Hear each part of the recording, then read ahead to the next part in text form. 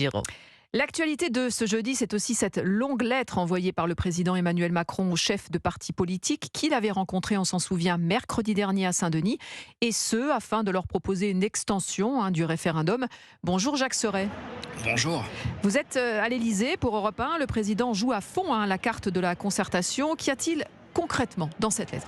Eh bien, c'est un document de 6 pages format A4. Voilà pour le format de cette lettre envoyée par mail au chef de parti. En somme, c'est une synthèse de ces 12 heures d'échange qui ont eu lieu à Saint-Denis la semaine dernière. Synthèse écrite par le chef de l'État en personne, puisque, je vous le rappelle, personne dans son entourage n'a pu assister à ce rendez-vous.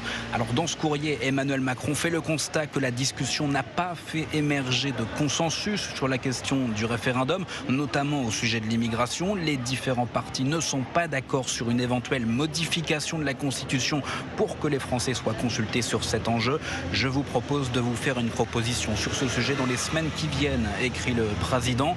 Seule la guerre en Ukraine semble mettre tout le monde d'accord. Le locataire de l'Élysée jugeant qu'un soutien unanime et une condamnation claire de l'agression russe sont ressortis des échanges. Et Emmanuel Macron confirme également la tenue d'une conférence sociale relative à la question des branches où la rémunération est inférieure au salaire minimum en octobre entre les partenaires sociaux. Charge désormais aux chefs de parti d'amender cette lettre. Le président leur demande un retour d'ici dimanche soir pour préparer une nouvelle rencontre à l'automne.